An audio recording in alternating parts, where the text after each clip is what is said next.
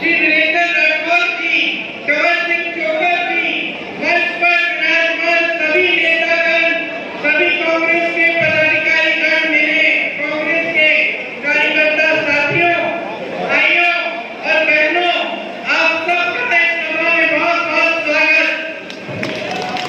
खास तौर से मेरे पंजाबी भाई बहनों का भी बहुत बहुत स्वागत। मैं तो आदि पंजाबी हूँ,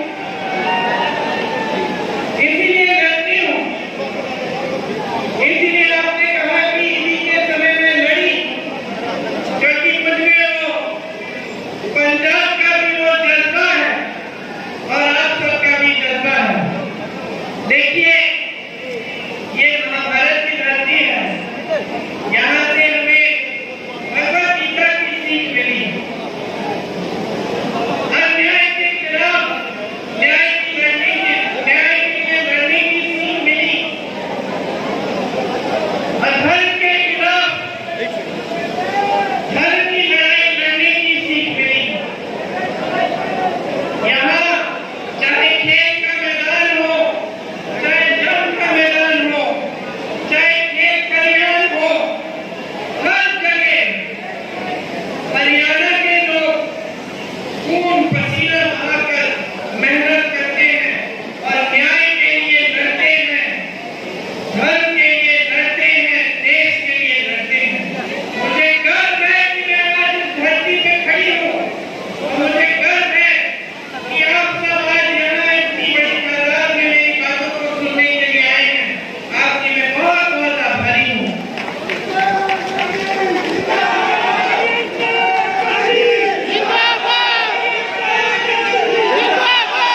देखिए, ये देश किसानों का देश है। इस देश की आत्मा इस देश का किसान है। आजादी की लड़ाई से, बल्कि उससे पहले से, आजादी की लड़ाई से भी सैकड़ों वर्ष पहले से इस देश का किसान इस देश के लिए, आजादी के लिए लड़ा है, अपना खून दिया है, अपना पसीना दिया है। इस देश को अगर कोई समझना चाहता है तो इस देश के किसान को समझे। आप जब खेती करते हैं, जब अपनी उपज को आप उगाते हैं, जब अपनी खेती को आप खुशहाल बनाते हैं, तो सिर्फ अपने बच्चों के पेट भरने के लिए ये काम नहीं करते। आप इस पूरे देश के अन्नदाता हैं। आप देश की नई पीढ़ी को बनाते हैं, इस पूरे देश को आप खिलाते हैं। आप इस देश की रीढ़ की हड्डी हो, इस देश की आत्मा हो।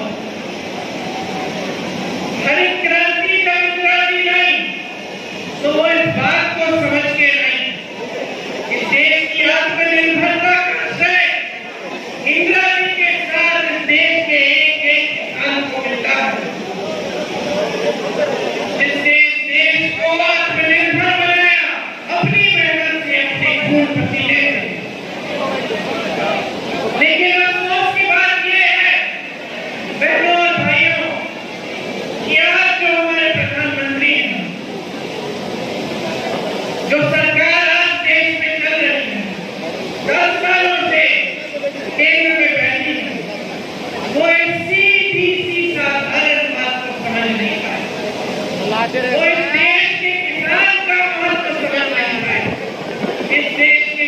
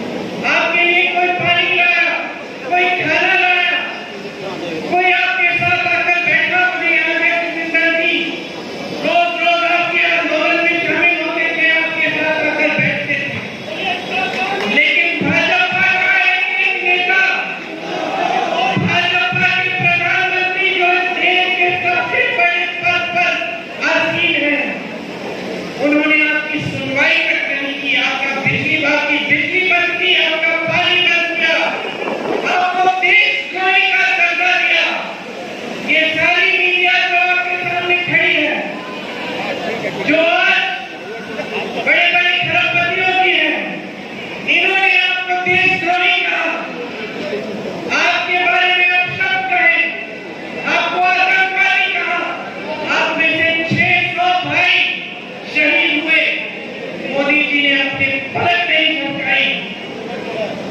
मुझे याद है, आपने जिक्र किया दीपेंद्र जी, मुझे याद है यूपी में एक मंत्री के बेटे ने 6 किसानों को अपने जीप के तले कुचल दिया।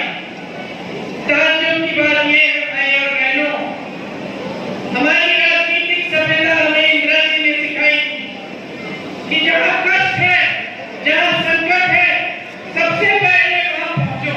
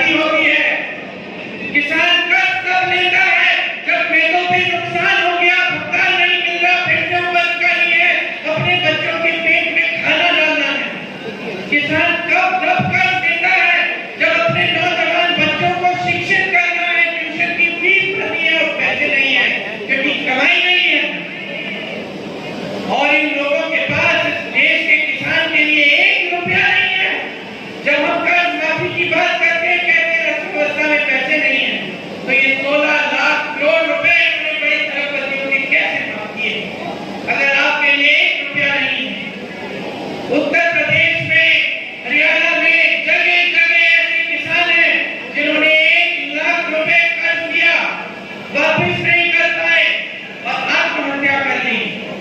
50,000 रुपए के लिए आत्महत्या कर रहे हैं देश के किसान, और मोदी जी के पास न उनके लिए समय है न उनके लिए एक पैसा उनके कर्ज को माफ करने के लिए। ये परिस्थितियां बनी है। आज परिस्थितियां इनकी नीतियों द्वारा ऐसी बन गई है कि किसान खेती के हर सामान पर जीएसटी डाल रखा है, हर सामान को महंगा कर रखा है।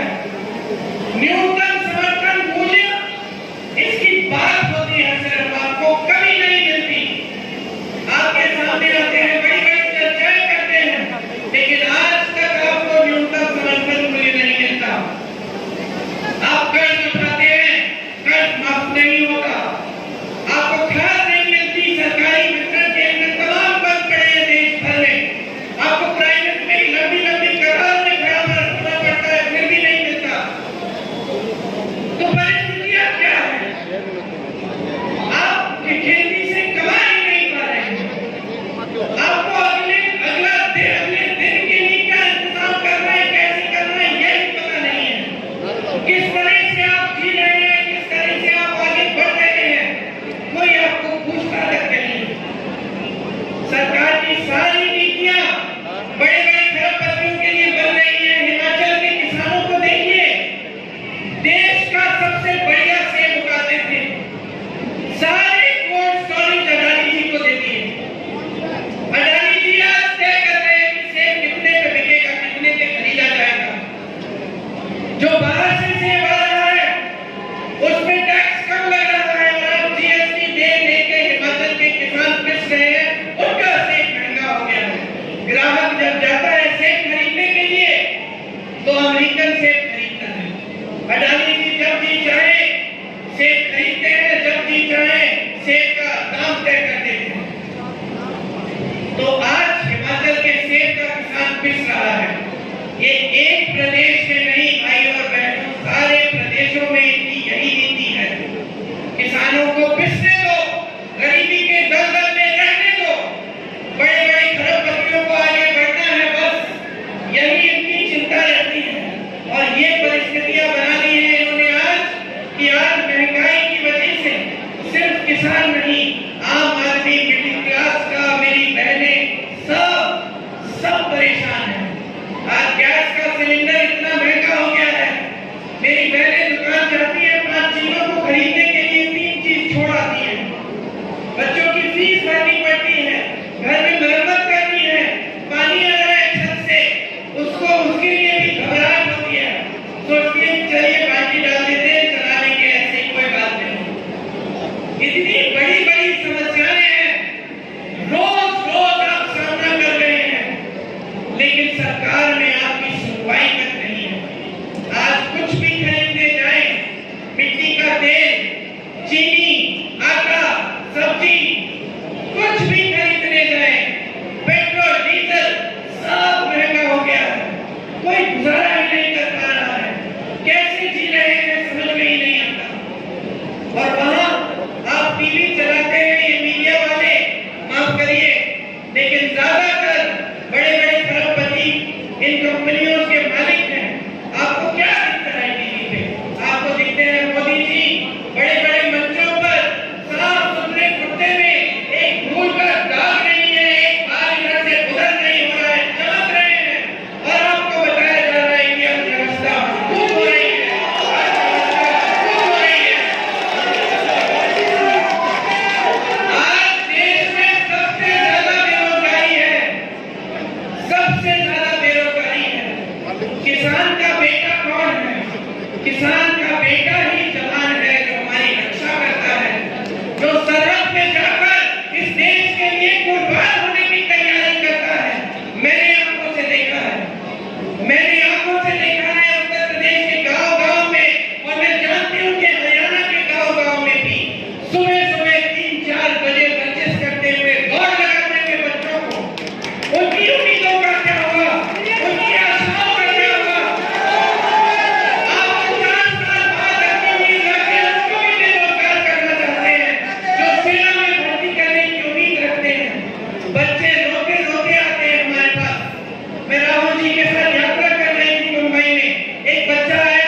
जीप पे चढ़ गया, रोने लग गया।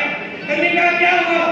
बोला दीदी 3 बार मैं भर्ती का कर चुका हूँ, सारी परिश्रम की है, सूची में नाम भी आ गया, अब पिताजी कह रहे हैं कि मत जाओ।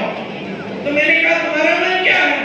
कहता मन नहीं है दीदी, डर लगता है, मैं जाऊंगा भी तो 4 साल बाद मेरा क्या होगा, और मैं चले गया, मैं शहीद हो गया तो शहीद का दर्जा भी नहीं मिलेगा, शहीद का पेंशन भी नहीं मिलेगा मेरे परिवार को।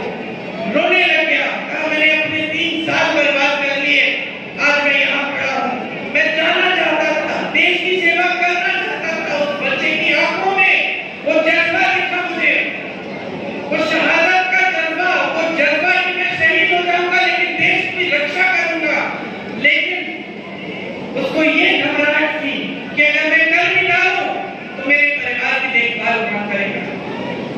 आज बेरोजगारी चरम पे है और मोदी जी अमीरी जैसी स्कीम लाते हैं। बेरोजगारी चरम पे है, 70 करोड़ नौजवान बेरोजगार हैं देश में आज। कभी ऐसा नहीं हुआ बहनों और भाइयों। मोदी जी कहते हैं ना 70 सालों में कांग्रेस ने कुछ नहीं किया, मैंने 10 सालों में वो कर दिया जो इन्होंने 70 साल में नहीं किया। हाँ, 10 सालों में इन्होंने बेरोजगारी को इतना बढ़ा दिया कि 45 सालों में इतनी बेरोजगारी नहीं रही जितनी आज है।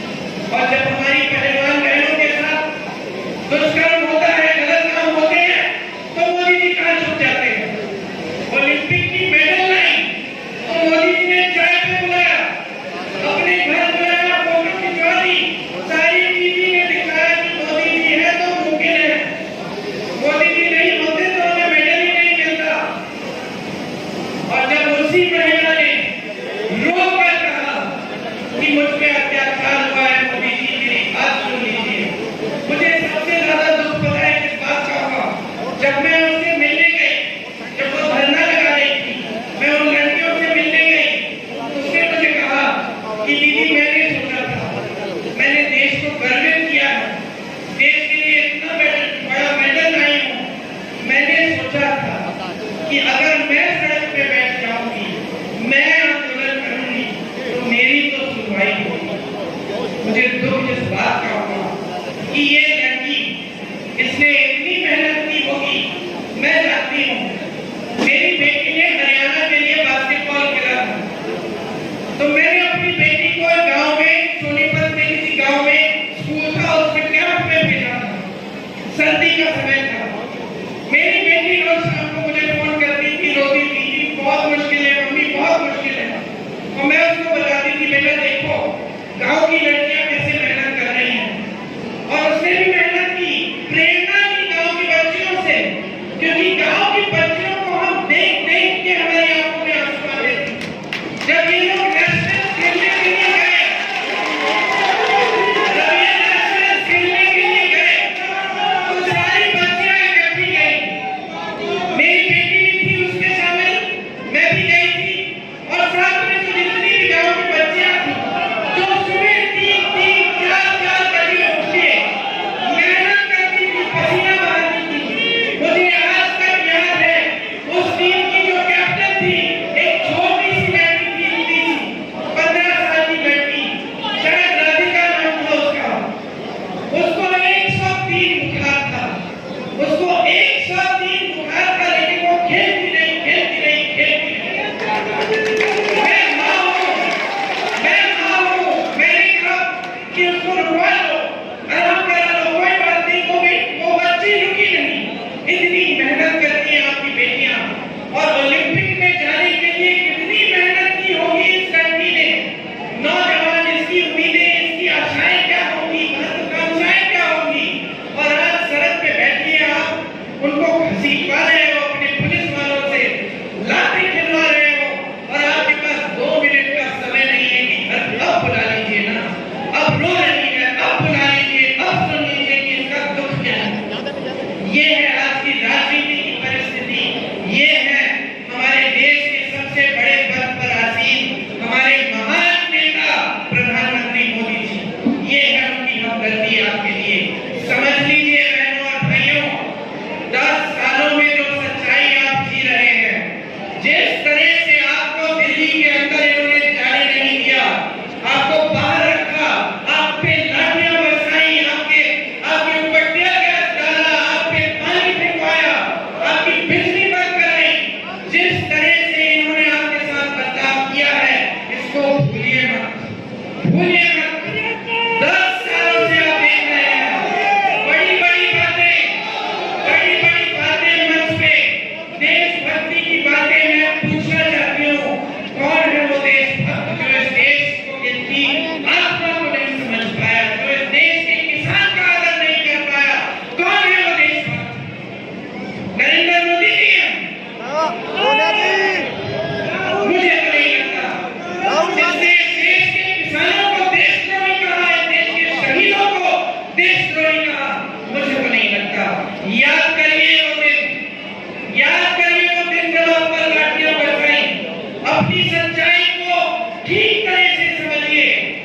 आप जो टीवी पे देख रहे हैं कि देश की बड़ी तरक्की हो रही है, ये तरक्की आपके जीवन में नहीं दिख रही है। आज आप इतनी कठिनाइयों का सामना कर रहे हैं क्योंकि इस सरकार ने आपके लिए नीतियां नहीं बनाई। इस सरकार ने सिर्फ अपने बड़े बड़े कर्मचारियों के लिए अपनी नीतियां बनाई हैं। ये सच्चाई है देश की। आज सच्चाई है देश के किसान का खून पसीना जो इस धरती में रोज गिर रहा है, लेकिन इसकी कोई सुनवाई नहीं है। सच्चाई मजदूर की है जो भटक रहा है, रोज रोज दिहाड़ी ढूंढने के लिए, दिहाड़ी मिलती नहीं है, काम मिलता नहीं है। सच्चाई है देश के नौजवान की, जिसके लिए अग्निवीर जैसी योजना ले आए, जिसको बेरोजगार रखने की साजिश है। क्योंकि अगर रोजगार मिल जाएगा, अपने पैरों पे खड़ा हो जाएगा, शिक्षित हो जाएगा, तो फिर इनकी राजनीति को ढका देगा। क्योंकि इनकी राजनीति सिर्फ और सिर्फ बहकाने वाली राजनीति है। इनकी राजनीति सिर्फ और सिर्फ सत्ता लेने की, हर कीमत पे सत्ता लेने की राजनीति है। देखिए, आपने इनकी बातें सुन ली हैं। आज ये इतने अहंकारी हो गए हैं कि ये कह रहे हैं अगर हमें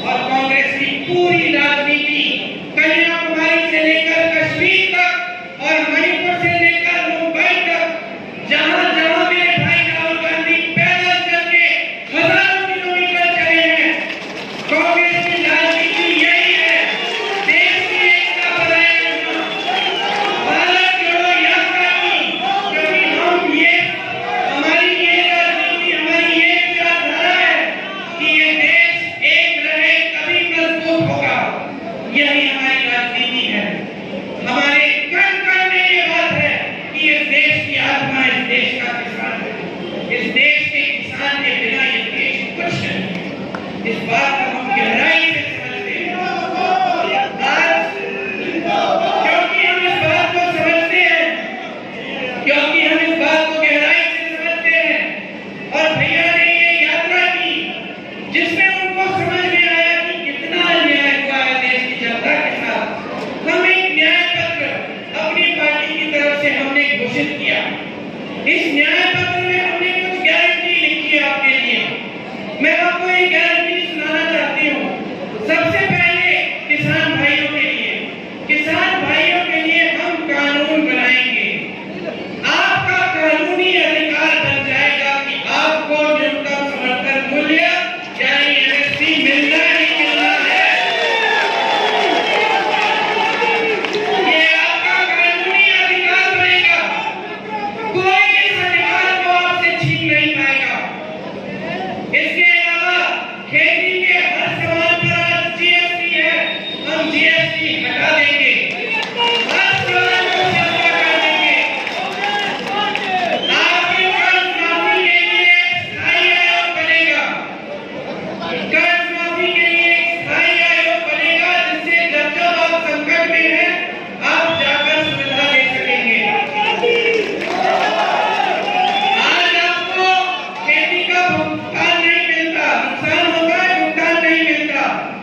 हम कह रहे हैं, गारंटी करेंगे कि 30 दिनों के अंदर अंदर पूरा भुगतान होगा। मेरी बहनों के लिए हर गरीब परिवार की जो सबसे बड़ी महिला है उसके खाते में हर महीने 8,500 रुपए हम डलवाएंगे, सरकार डालेगी।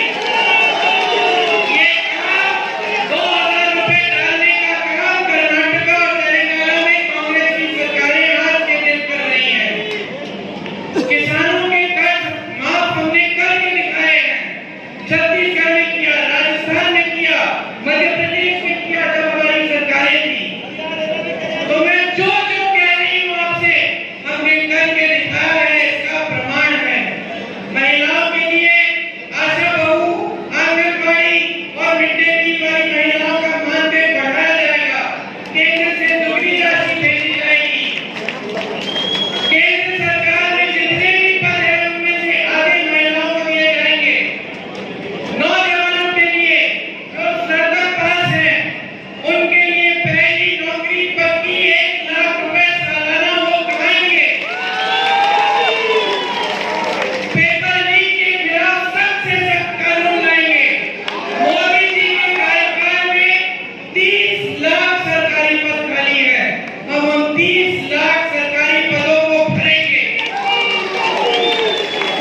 अग्निवीर को रद्द करेंगे। आपका अपमान है ये स्कीम, हम इस स्कीम को रद्द कर देंगे जैसे ही हमारी सरकार बनेगी।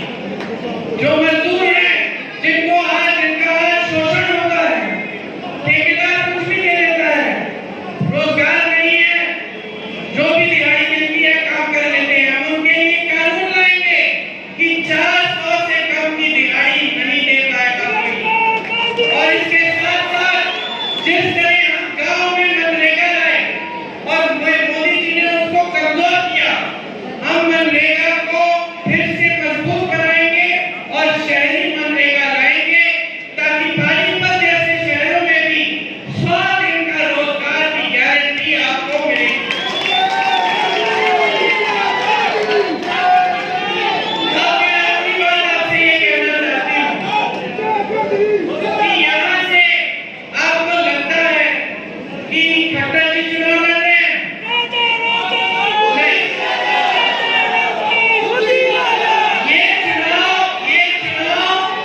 ये चुनाव खट्टर जी के खिलाफ नहीं, ये चुनाव मोदी जी और मोदी जी की किसान विरोधी सरकार के खिलाफ है।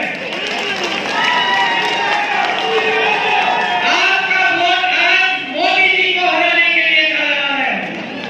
ध्यान से अपना वोट दीजिए, पूरे विवेक से अपना वोट दीजिए। जिन्होंने आपको दिल्ली के अंदर जाने से रोका, उनको दिल्ली से निकाल दीजिए। ये देश आपका है, ये देश आपका है। आप किसान हो इस देश के,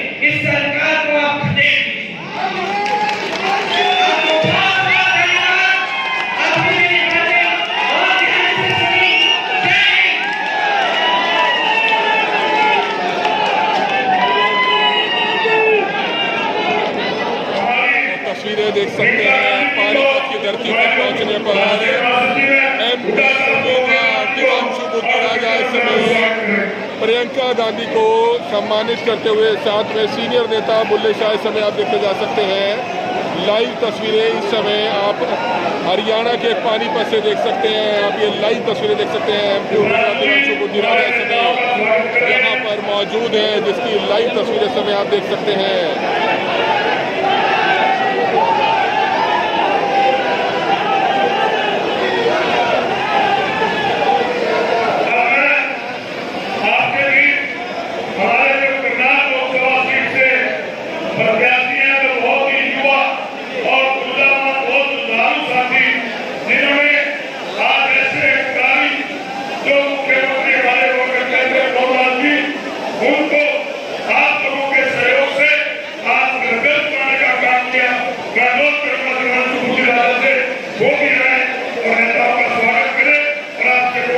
बुद्धिराजा इस समय आप देख सकते हैं मंच पर प्रियंका गांधी का स्वागत करने पहुंचे हैं। लाइव तस्वीरें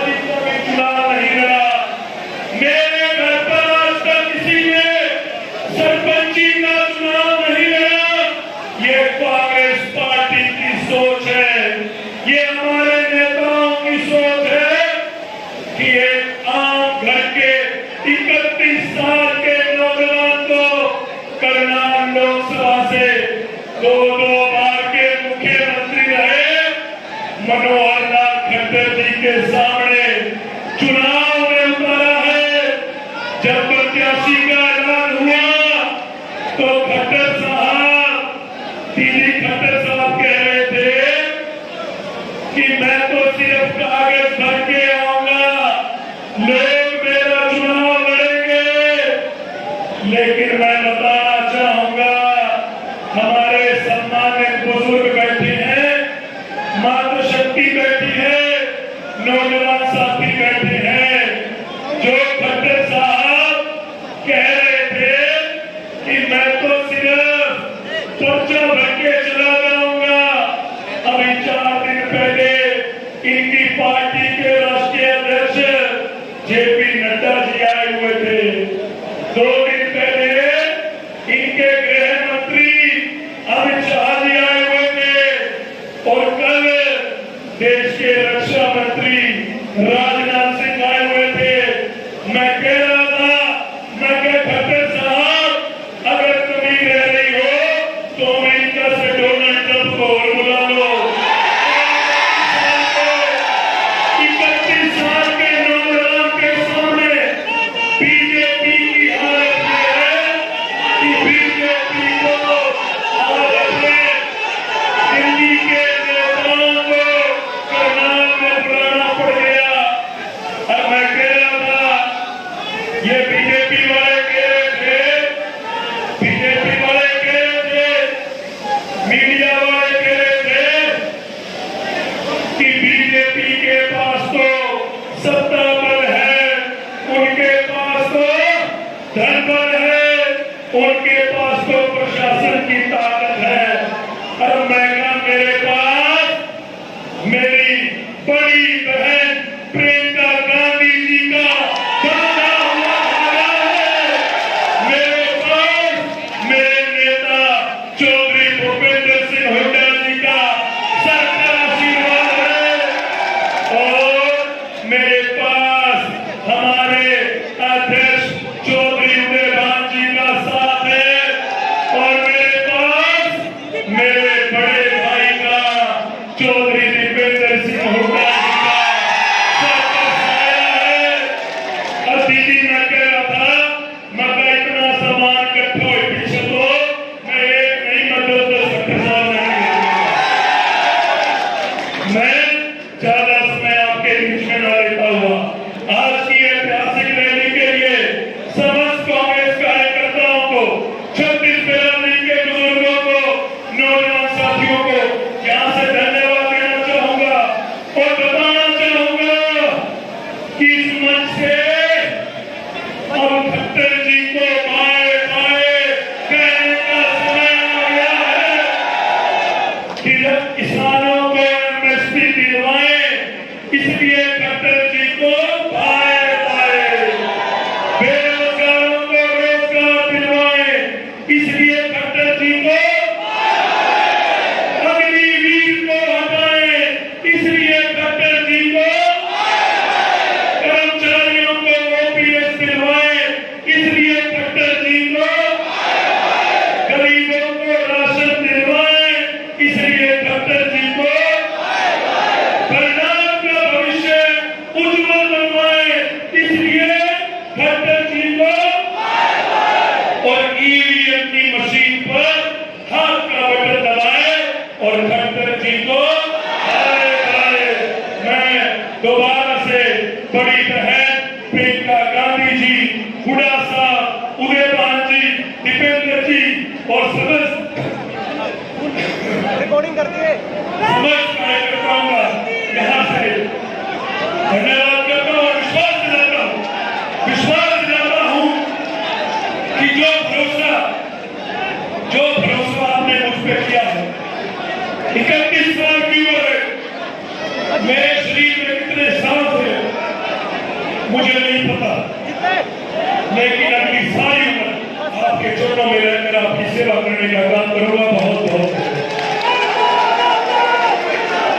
बहुत धन्यवाद। कमजोरी आपने विस्तार से डॉक्टर साहब को बात देख ली। अब मैं ऐसे अपने युवा साथी को बुलाना चाहूंगा कि जिन्होंने जब किसान आंदोलन चल रहा था, इस देश की आप लोगों के साथ खड़े होकर जिन्होंने लोगों की आवाज दी, हमारे युवा सांसद भाई दीपेंद्र हुड्डा जी। हमारे बीच में हमारे नेता आदरणीय प्रियंका गांधी जी, हमारे आदरणीय चौधरी भूपेंद्र सिंह हुड्डा जी, हमारे प्रदेश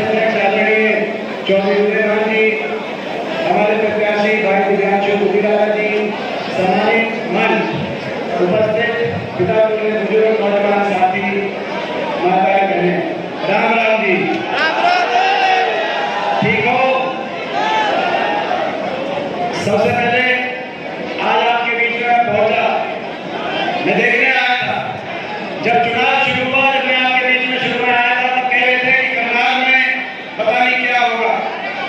फिर कहने लगे कि करनाल में मुकाबला बनता जा रहा है। फिर कहने लगे कि करनाल में जीत सकते हैं। और आज रोहतक में सुबह बात यह आई कि विदर्भ में थोड़ी मेहनत बढ़ाओ, कहीं करनाल में रोहतक से ज्यादा ना जीत जाए। मैं आपको नहीं लेकर आया था यहाँ पर। मैं बधाई देता हूँ आपको। 10 साल इस सरकार ने क्या किया, उसका तराजू पे तोल के आकलन का समय आ गया है। 10 साल ये डबल इंजन की सरकार, ऊपर नीचे, और हरियाणा में बीजेपी जेजेपी का डबल इंजन रह गए, डब्बे छूटते चले गए। ऐसी सरकार ने क्या किया? आज हरियाणा प्रदेश 10 साल के बाद देश में बेरोजगारी में सबसे ज्यादा, पढ़े लिखों को रोजगार नहीं, सबसे आगे बेरोजगारी में, महंगाई में, नशा बढ़ गया, अपराध बढ़ गया, विकास हुआ है, विकास की प्रगति से हरियाणा उतर गया, हर वर्ग का ऐसा अपमान, हरियाणा की पहचान में चोट कर दी सरकार ने। हमारी पहचान थी जय जवान, जय किसान, जय पहलवान, जय संविधान, ये हमारे हरियाणा प्रदेश की पहचान हुआ करती थी। मगर इस सरकार ने, भारतीय जनता पार्टी ने हमारी उस पहचान पे भी चोट करने से एक पार्टी पीछे नहीं हटी। जय जवान नहीं देने दिया, अग्निपथ योजना ले आए। कांग्रेस की सरकार आएगी, ये अग्निपथ योजना कच्ची करती जाएगी और फौज में पक्की करती दोबारा से लौट कर आएगी। हम ये कहना चाहते हैं। जय किसान हुआ करता था, 750 किसानों को अपनी जान की कुर्बानी देनी पड़ी। एक ऐसी सरकार साबित हुई देश के इतिहास में, काले अक्षरों में लिखा जाएगा कि ऐसी भी सरकार थी। और मैं धन्यवाद करना चाहता हूं आज विशेष तौर पे प्रियंका जी का धन्यवाद मैं करना चाहता हूं। जब किसान आंदोलन हुआ देश में, तो पूरे किसान आंदोलन में किसान के साथ कोई खड़ा हुआ, लखीमपुर खेड़ी, आज हम वो दिन याद कर रहे हैं। अगर किसान के साथ कोई खड़ा हुआ जेल में जाकर 3 दिन बिताने का काम किया, तो प्रियंका गांधी जी पहुंची लखनऊ के लिए, और हम 3 दिन तक जेल में रही, किसान के साथ आपने। और मुझे तो वो भी याद है, मुझे तो वो भी याद है जब मैं आपके साथ गया लखीमपुर खेड़ी में, और उत्तर प्रदेश की पुलिस ने मुझ पे हाथ उठाने की कोशिश करी, तो एक बड़ी बहन के रूप में और एक शेरनी के रूप में मेरी रक्षा करने के लिए आपने जो कदम उठाया, ये हरियाणा और देश का किसान और मजदूर वो दिन नहीं भूल सकता। जब किसान पे आक्रमण हुआ तब आप खड़े हुए। जब हमारी बेटियों को दिल्ली की सड़कों पे घसीटने का काम इस सरकार ने किया, जो बेटियां न्याय मांग रही थी, उनका क्या कसूर था? ये हरियाणा है। इसी हरियाणा में कुरुक्षेत्र में महाभारत हुआ, हमारी माँ बेटी की इज्जत के लिए महाभारत जैसा युद्ध हुआ, ये वो हरियाणा है। हमारी बेटियों ने जब न्याय मांगा तो दिल्ली की सड़कों पे उनको घसीटने का काम इस सरकार ने किया। इतना अहंकार, मगर वहां भी अगर कोई खड़ा हुआ उन बेटियों के साथ, तो हमारी बहन प्रियंका गांधी जी सबसे पहले जंतर मंतर पहुंचकर हमारी बेटियों के साथ खड़ी हुई। आज हम धन्यवाद अदा करते हैं, मगर इस सरकार का क्या करें जिन्होंने ना जय जवान छोड़ा, ना जय किसान छोड़ा, ना जय पहलवान छोड़ा, और ना जय संविधान छोड़ा। ये कह रहे हैं कि संविधान को बदलेंगे, और हम इनको कह रहे हैं संविधान पे तो आज नहीं आने देंगे। ये देश की जनता है, ये सरकार ही बदलने का काम कर रही है, हम इनको कह रहे हैं। आज ये लड़ाई हरियाणा को विकास और तरक्की के रास्ते पे लेके जाने की लड़ाई है, देश के संविधान को बचाने की लड़ाई, और ये लड़ाई करनाल को आगे लेके जाने की लड़ाई है। पानीपत में और इस हरियाणा की धरती ने देश की राजनीति को हमेशा दिशा दी है। इंद्रप्रस्थ पे, दिल्ली पे किसका राज होता है, इसका फैसला हरियाणा में होता है। चाहे वो कुरुक्षेत्र में महाभारत की बात हो या पानीपत के 3 युद्ध की बात हो, जहाँ पे आज हम यहाँ पे मौजूद हैं। और मैं समझता हूँ कि 24 में भी किसकी सरकार आएगी, उसका फैसला भी हरियाणा से होकर जाएगा। मैं आप सबसे एक बात कहना चाहता हूँ, हमारे एक प्रत्याशी दिव्यांशु कुकीराजा जी के बारे में एक बात आपसे कहना चाहता हूँ। आपसे लड़ाई लड़ना, आपके साथ मिलकर लड़ाई लड़ने की बीजेपी। बीजेपी के पास बहुत कुछ है। दिल्ली में इनकी सरकार है, चंडीगढ़ में इनकी सरकार है, सत्ता पर इनके पास है, मीडिया पर इनके पास है। आप देखते हो कि मीडिया भी इन्हीं से ज्यादा प्रभावित है। पैसा भी इनके पास बहुत है, धन भी बहुत है। इतना लूटा है देश को, लूटने में कोई कसर नहीं छोड़ी। कोई ऐसी कंपनी नहीं छोड़ी जिससे चंदा ना लिया हो। कितना चंदा ले लिया, ऐसे ऐसे दफ्तर बनवा दिए। कोरोना का टीका लगवाने वाली कंपनी से भी चंदा ले लिया कि नहीं ले लिया? किस किस ने कोरोना का टीका लगवाया था? एक बार हाथ खड़ा करके बताना, कोरोना का टीका किस किसने लगवाया था? सबने लगवाया था। मैंने भी लगवा लिया था। शुरू में मैं नहीं लगवाया था, लेकिन जब घर में ज्यादा दबाव बढ़ गया तो मैंने कहा लगवाओ। अगर कोरोना के टीका में कमी नहीं थी तो बीजेपी ने 450 करोड़ का चंदा दिया क्यों? और अगर टीके में कमी थी तो आप पर हमको टीका लगवाया क्यों? ये तो ऐसी पार्टी है जो किसी को नहीं छोड़ा। इनके पास सत्ता बल है, इनके पास मीडिया बल है, इनके पास धनबल है। हमारे इस कैंडिडेट के पास कुछ नहीं है, केवल आपका आशीर्वाद है। उसको देने में कदम मत होगा। आपको यही कहने के लिए आया हूं। आपका बहुत बहुत धन्यवाद। बहुत बहुत धन्यवाद। माननीय सांसद जी, मेरा लोग है हरियाणा प्रदेश के बहुत ही संघर्षशील बुजुर्ग, हमारे प्रदेश के कांग्रेस पार्टी के अध्यक्ष आदरणीय चौधरी ने मान दिया है और आप यहाँ नेताओं का स्वागत करें, वहीं आपसे वोट की अपील करें। आदरणीय चौधरी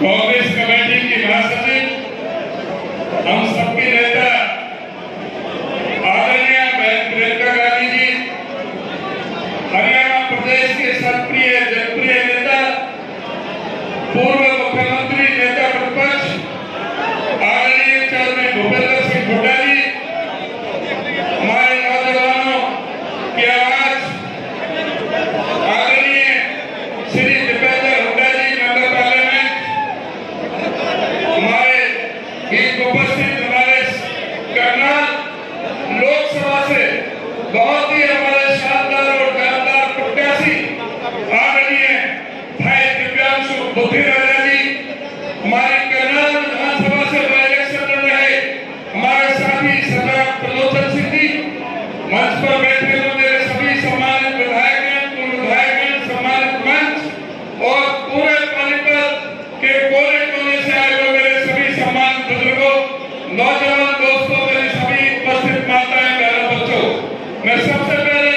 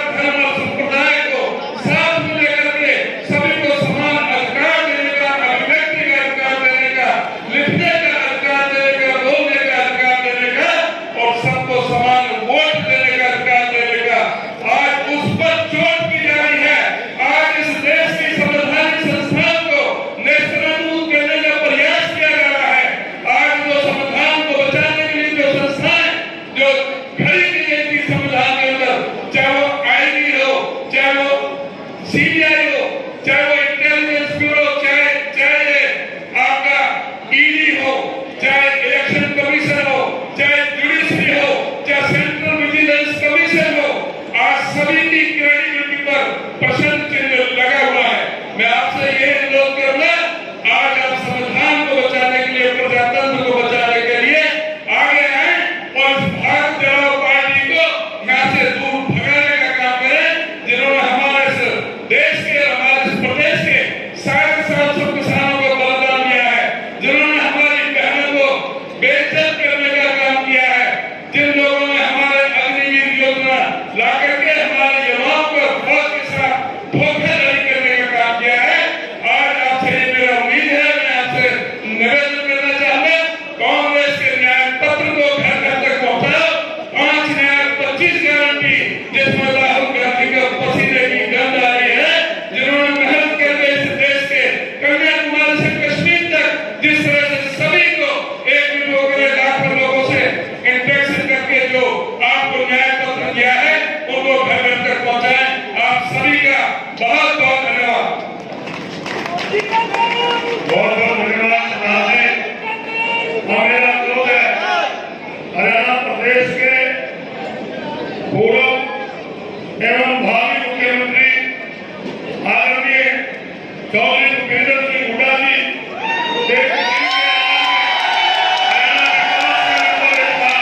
आज बेरोजगारी में अपराध में नंबर 1 बनाया। हुड्डा साहब आए और आप लोगों से वोट की अपील करें। माननीय हुड्डा साहब।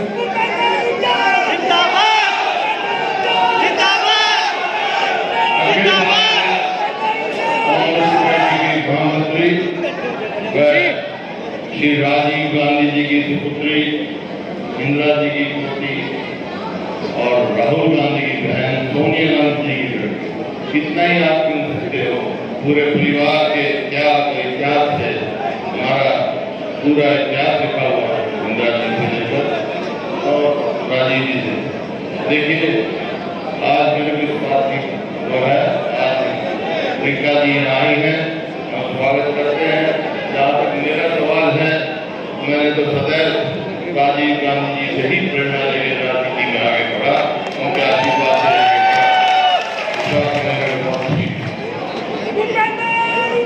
देखिए, कभी बात तो सभी ने बता एक बात सुनो, जब तक मैं बोलूँ 2 मिनट सारे बताया 2 मिनट बोलूँगा, आप ध्यान से सुनो। लंबी बात, ये सारी बातें पहले कह दी।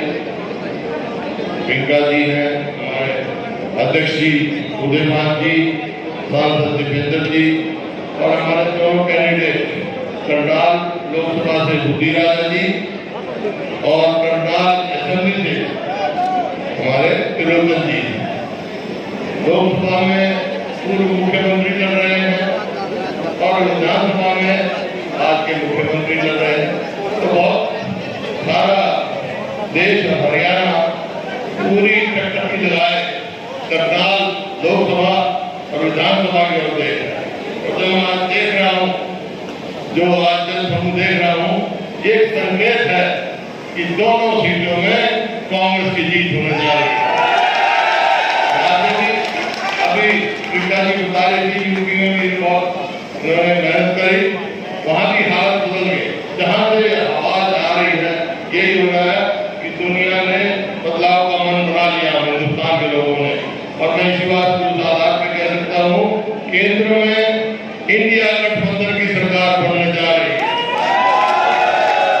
जहां तक हरियाणा का सवाल है, हरियाणा सोनिया गांधी जी के नेतृत्व में, डॉक्टर मनमोहन सिंह के नेतृत्व में 2014 में प्रति व्यक्ति आय में, प्रति व्यक्ति निवेश में, नौकरी देने में, कानून व्यवस्था में और खेल और खिलाड़ियों में नंबर 1 था। 10 साल हो गए इनकी सरकार बीजेपी की। आज हरियाणा में क्या हुआ? बेरोजगारी में नंबर 1 है, महंगाई में है, रोज फिरौतियां मांगी जा रही है, अपराध में है और खेल खिलाड़ियों को मुझे पता है हमारी बेटियों को किस प्रकार से जिन्होंने देश में हमारा नाम क्या किया घसीटा गया, तो आज सबने मन बना लिया। यहाँ पर आज बाकी बात है तो हमारे प्रियंका जी कहेंगी, मैं तो एक ही बात कहता हूँ, पानीपत ऐतिहासिक जगह है और यहीं पे जब राहुल जी भारत जोड़ो यात्रा से गए तो यहीं हमने बड़ी सारी पब्लिक मीटिंग उसमें हुई उस दिन और बहुत लोग आए थे। उस दिन से एक माहौल बदलना शुरू हुआ था। ये ही ऐसी जगह है पानीपत, जो पानीपत में जीतता है वही दिल्ली राज करता है, वही दिल्ली जाता है। क्या आप देखो आज में आज इनका दिन आई है, मैं समझता हूँ ये किला फतेह करके इंडिया में की सरकार बनेगी। मैं इनका तहे दिल से स्वागत करता हूँ। बाकी बातें यही बता देंगे क्या क्या करेंगे। इन्हीं शब्दों के साथ बहुत बहुत धन्यवाद। तस्वीरें देख सकते हैं इस समय प्रियंका गांधी मंच पर पहुंचते हुए संबोधन कर हमारी पार्टी के बहुत ही संघर्षशील और राज्यसभा सांसद हमारे युवा नेता श्री भूपेंद्र अटारी, हमारे पानीपत करनाल से प्रत्याशी दीपांशु हुड्डा जी आज पानीपत की इस ऐतिहासिक भूमि पर पहुंचे हैं। मैं पूरे पानीपत और करनाल जिले की तरफ से उनका यहाँ पहुंचने पर हार्दिक स्वागत करता हूँ, हार्दिक अभिनंदन करता हूँ। पूरे पानीपत की इस ऐतिहासिक धरती पर और मैं अनुरोध करूंगा प्रियंका गांधी बातचीत करते हुए सरदार गुलाब सिंह जी जिसकी लाइव को आए तस्वीर इस समय और नेताओं का स्वागत करें जो करनाल विधानसभा क्षेत्र से हमारे प्रत्याशी हैं सरदार गुलाब सिंह। आगे और कौन सा है देश की पूर्व प्रधानमंत्री श्रीमती इंदिरा गांधी जी, जिन्होंने देश की एकता अखंडता के लिए अपने प्राण न्यौछावर किए। देश के पूर्व प्रधानमंत्री राजीव गांधी जी, जिन्होंने देश में ही टुकड़े दिया, उनकी बेटी, उनकी पोती और हमारे विषय प्रियंका गांधी जी का, वसुंधरा माता जी का पानीपत की धरती पर हार्दिक स्वागत करता हूँ। उनके साथ 36 संबोधन देते हुए नजर आ रहे हैं। एमएलए के उम्मीदवार हैं प्रियंका गांधी की रैली में इस समय पहुंचे हुए हैं, जिसकी लाइव तस्वीरें इस समय आप देख सकते हैं।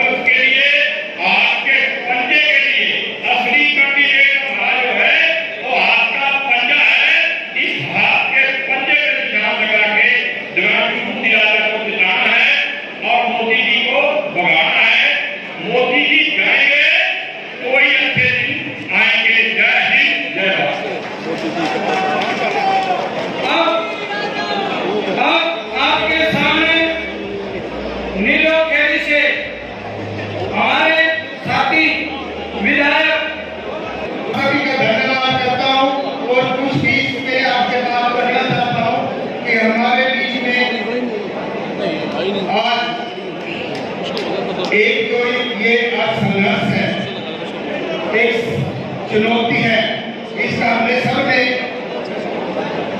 मिलजुल कर सामना करना है। एक मैं नारा बोलूंगा, जय भीम, जय भारत, जय जवान। साथियों, आज आपके बीच में उस बलिदान परिवार से इंदिरा गांधी जी की पुत्री